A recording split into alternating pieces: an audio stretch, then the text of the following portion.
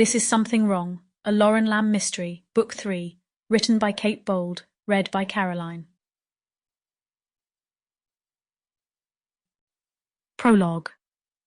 She sprinted across the field, sobbing, not daring to turn around. Her dress billowed around her in the cool air, and she used one hand to lift it off the ground, fearing that she might stumble on the train as she ran across the field. The bells chimed behind her, and she wondered how long it would be before they realized she was gone. She thought she might have been better off trying to hide until someone else arrived so she could ask for help. Too late now. She had run, and now she had no choice but to keep running and hope she could escape before it was too late.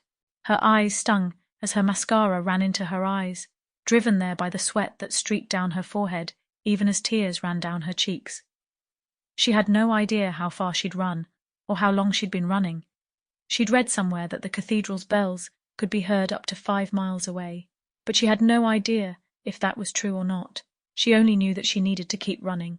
She looked over her shoulder and couldn't see anyone behind her. That was a mistake. She looked forward again, but not in time to see the hole in the ground.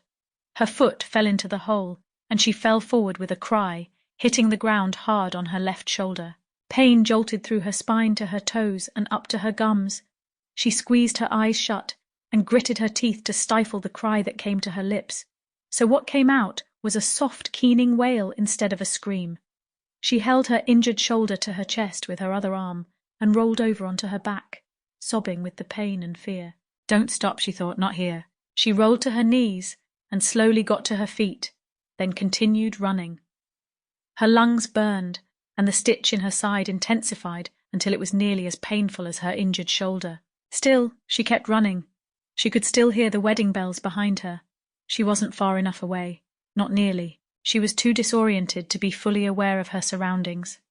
If she was, she would have realized that she was putting more and more distance between herself and civilization, more and more distance between herself and any chance of help.